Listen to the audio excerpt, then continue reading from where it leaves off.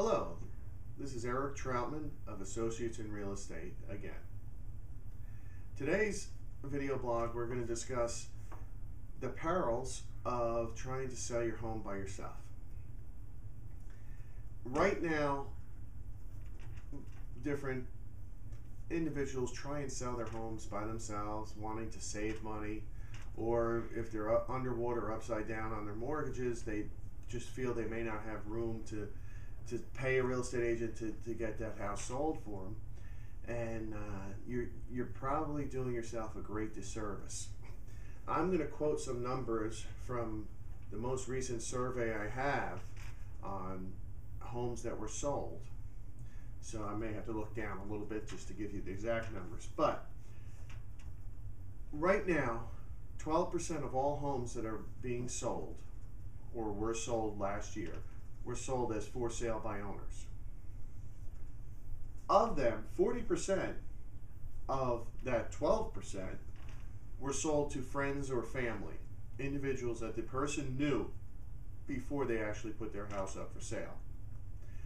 What that means is that only 7% of the actual market that's out there from January 1st to December 31st of last year were for sale by owners sold on the open market. That's a very small percentage.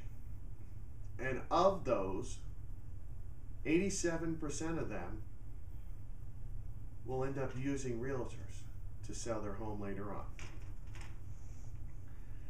A very, very telling statistic is that realtors, when they sell a home, make the homeowner 32% more in profit than a for sale by owner who sells the home by themselves. The average price for a for sale by owner home is $187,200. The average price of a realtor sold home is $247,000. Those numbers may be skewed a little bit when you look at it. You may say, oh, well, there's just so many more realtor sold homes and higher end homes, so that skews the numbers. The point is, we know how to sell a property properly, and we also know how to price a property properly. When you overprice a home, and then you start having to lower the price, and you're chasing the market, you end up selling it for less than you would have if you originally had priced the home just a little bit lower at a proper market rate, which is more statistics I can show you and give you, and I'll have available on our website that you can look at. So that is one of the biggest reasons you would want to use a realtor, that I guarantee you we will get you more money for your home than if you sell it yourself. You know, it always makes me laugh when I'm driving down the road and I'll see someone who has a for sale by owner sign out, and just to show you what I mean, they'll put it out and they're selling their $480,000 house, and this is the way they'll market it.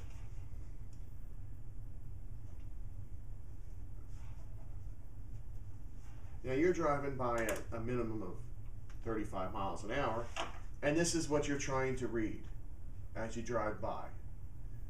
You can't even see it, can you? I wrote 123 Main Street. You cannot see it. So imagine driving by in your car and you can't read it. What that does to you, all those people want to buy your house, they can't find it.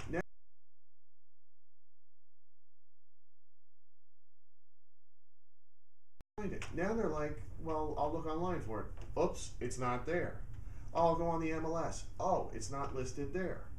So you have cut down on 87% of the people who buy a home today. Right now, 87% of the people who are going to buy a home start their search for that home online. So if you think you're going to go to Home Depot and buy a $3, $5, whatever it is, for sale by owner sign, stick it in your front yard and sell your house, you're gravely mistaken. Especially in the market we're in right now, where it's a complete and utter buyer's market. I'm trained on negotiating. I'm trained on taking pictures of your house. I'm not emotionally tied to it, where I can help you negotiate, and I'm not going to have the pitfalls and make the mistakes that homeowners make. But that's just a little pet peeve of mine that, we spend a lot of money on our signage.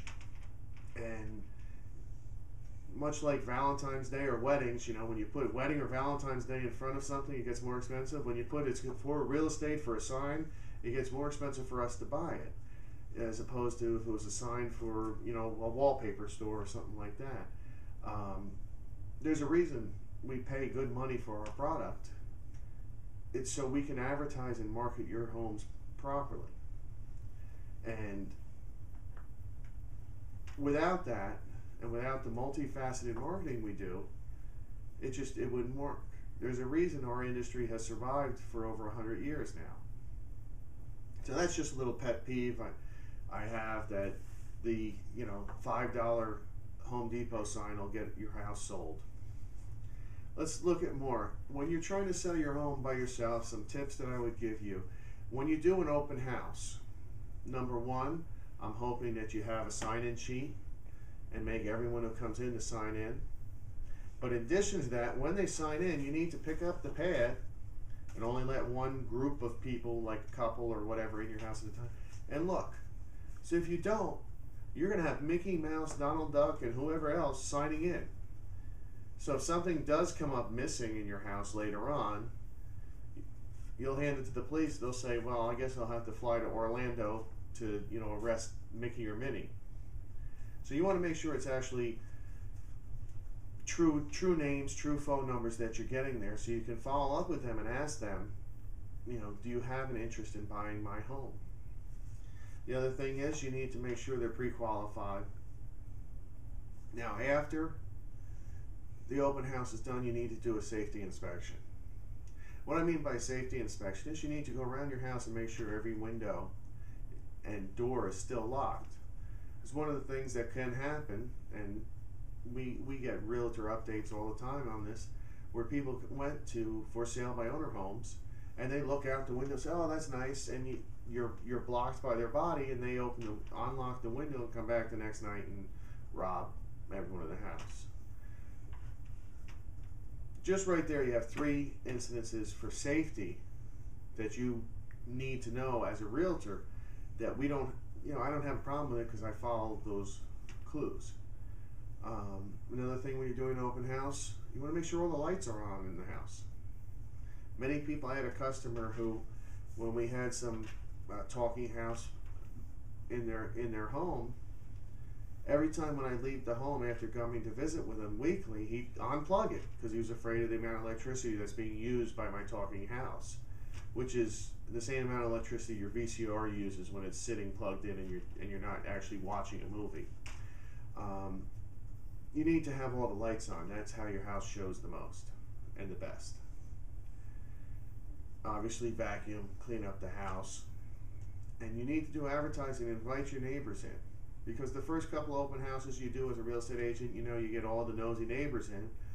But the best person to sell your house is your neighbor. They're having a party over their house, and one of their friends say, yeah, I'd really like to live in this neighborhood or in this town or whatever. If your neighbors don't realize you're selling your house, they won't say, well, there's a house down the street for sale. So that's why we invite the neighbors in and we send them postcards during open houses. So that's just a few little hints and tips for you when you're doing an open house for your own home. I love when people do them for themselves, because after a couple of them they get frustrated and they call me and say, Eric, come save me and sell my house. I will post more on my website. We'll have some pamphlets, as you'll see later on in this vlog. Thank you and have a great day.